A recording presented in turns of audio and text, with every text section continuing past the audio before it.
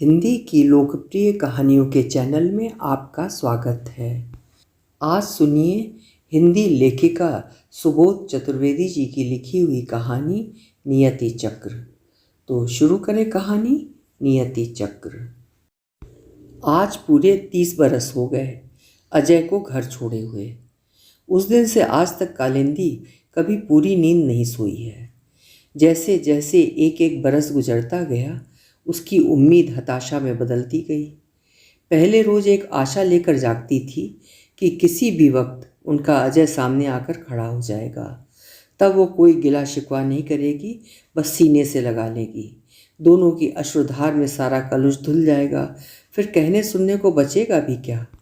देखते देखते 30 बरस गुजर गए, पर कालिंदी को लगता है मानो कल की ही बात हो।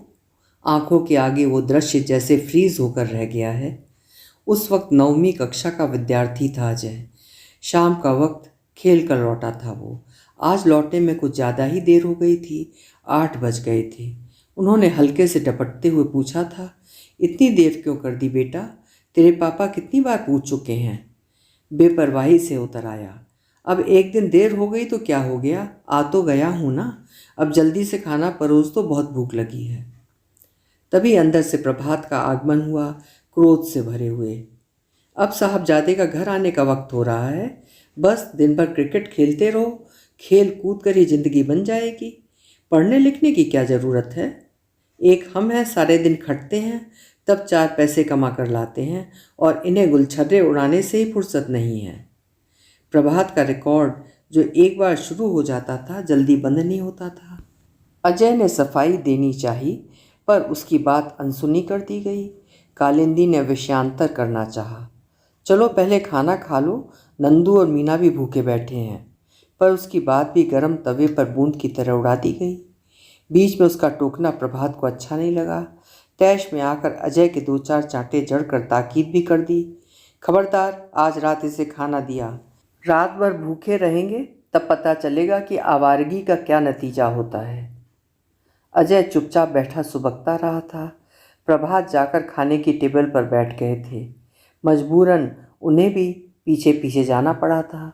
पति और दोनों बच्चों को खाना खिलाकर जब कालिंदी लौटी, अजय का घर में कहीं पता नहीं था।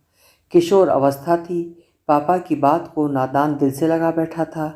घबराई हुई सी वे आई थीं।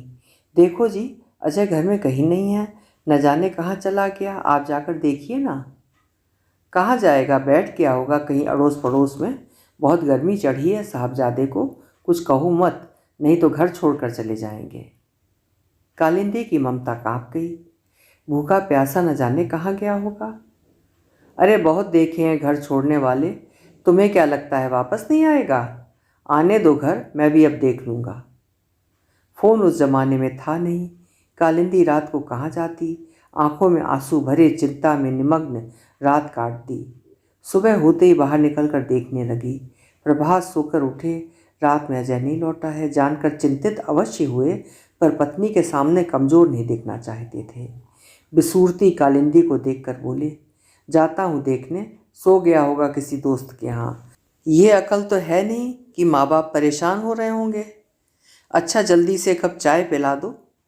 चाय की फरमाइश नागवार तो गुजरी, पर कालिंदी चौके में चली गई। 1 कप लाकर सामने रख दिया।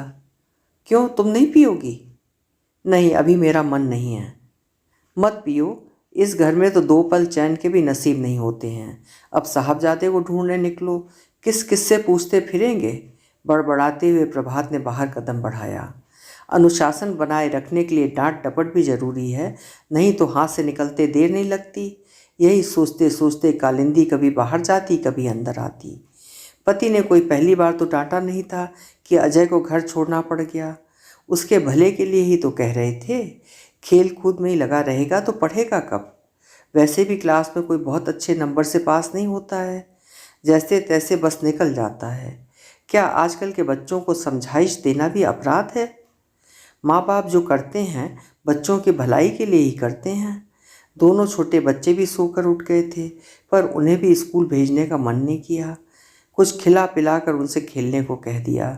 खुद जैसे तैसे नहा धोकर पूजा पर बैठी, पर मन नहीं लगा। आँख कान दरवाजे पर लगे हुए थे।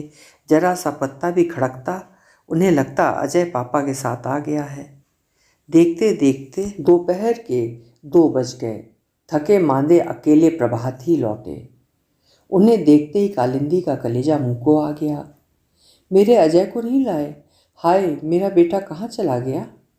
इतनी देर का रुका हुआ बांध टूट पड़ा। वो फूट फूट कर रोने लगी। अब प्रभात अपनी और पत्नी की नज़रों में स्वयं को अपराधी समझने लगे थे।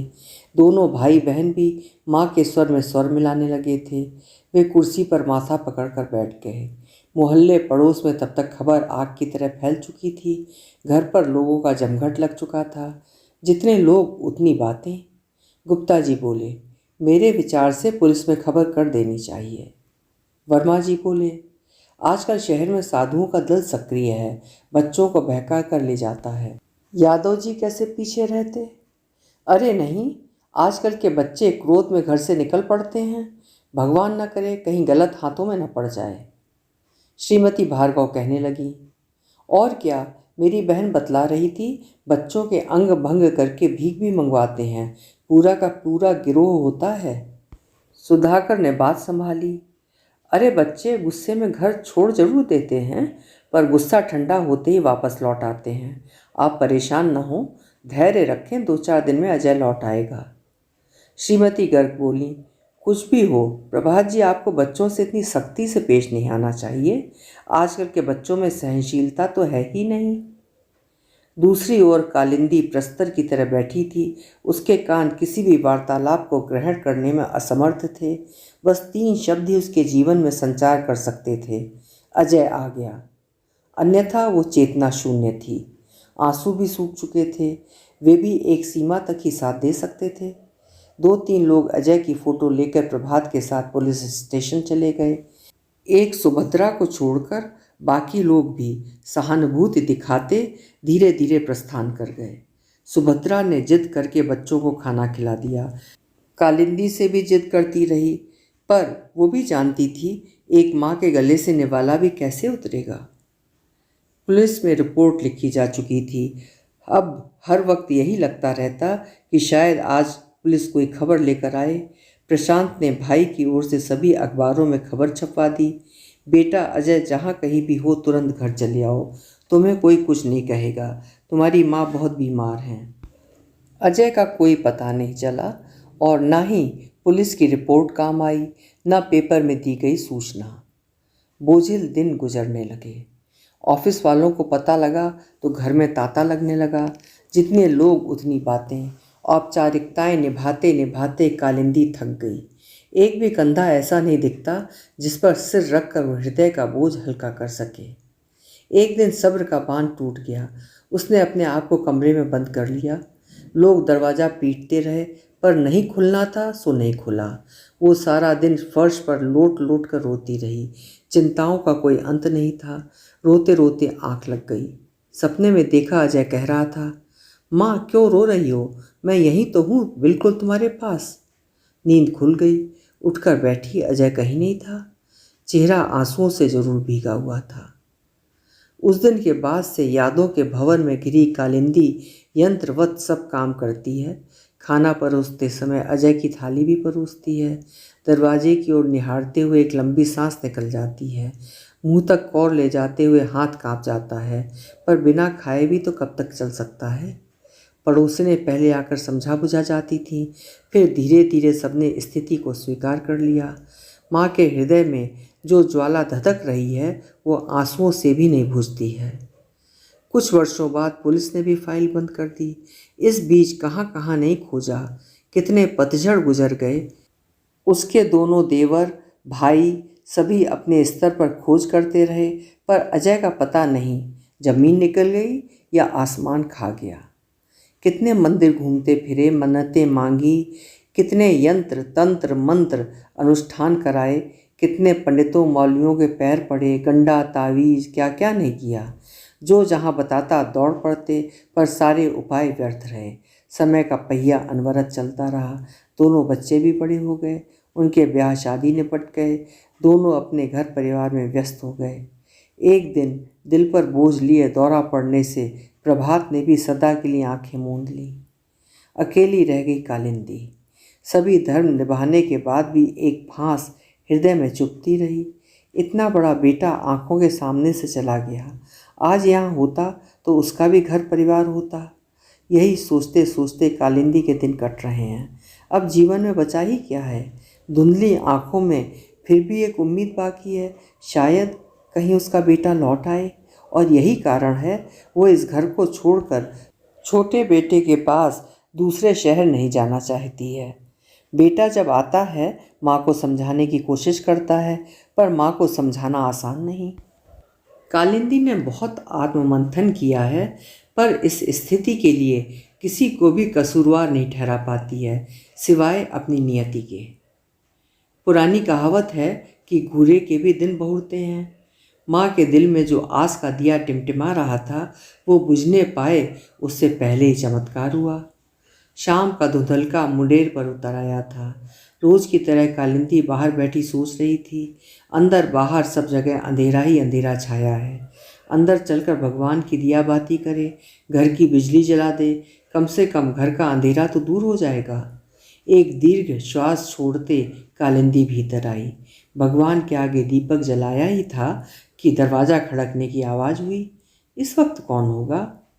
सोचते दरवाज़ा खोला। बार बार आंखें मलती, पर जो आंखें देख रही थीं उन पर भरोसा करना कठिन था। स्वप्न है या सत्य? सामने अजय खड़ा था, और तब के अजय में और आज के अजय में ज़मीन आसमान का फर्क था।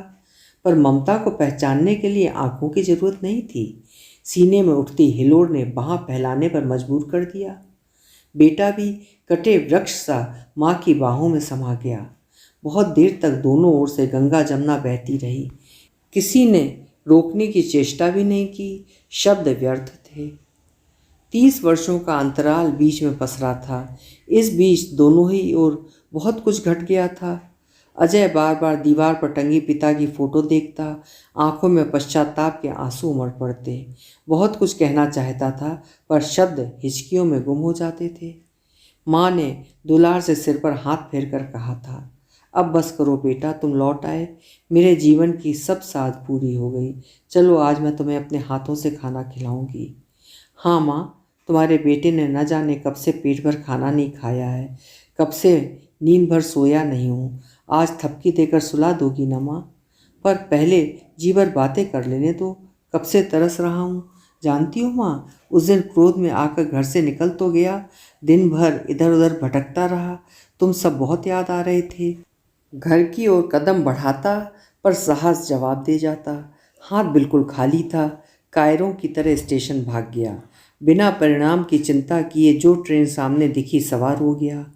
ट्रेन मथुरा स्टेशन पर रुकी। डिब्बे में टीसी को आया देखकर घबराकर स्टेशन पर उतर पड़ा।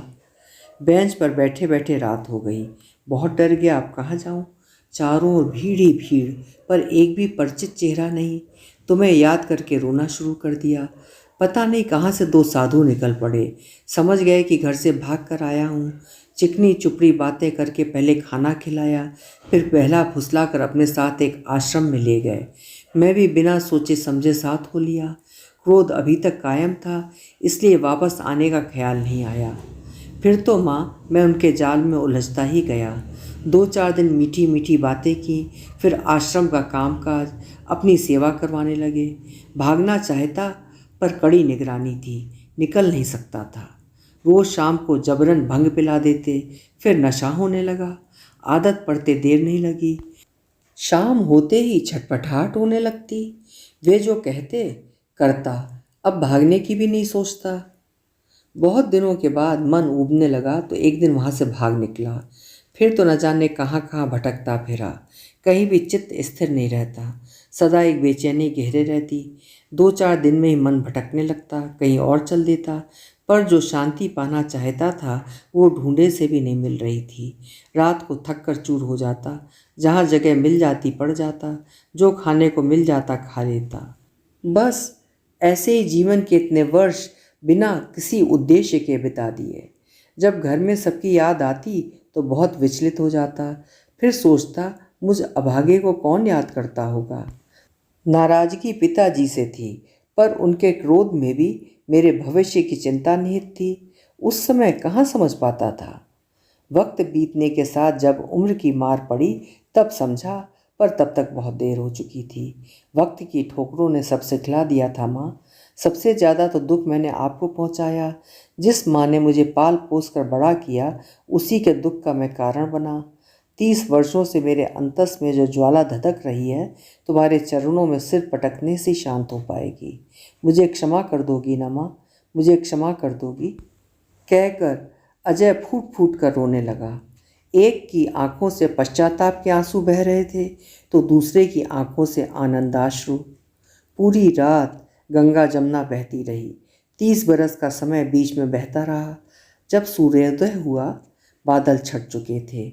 स्वच्छ निर्मल आकाश में बाल रवि किरणों के रथ पर सवार होकर अपनी मुस्कान बिखेर रहा था।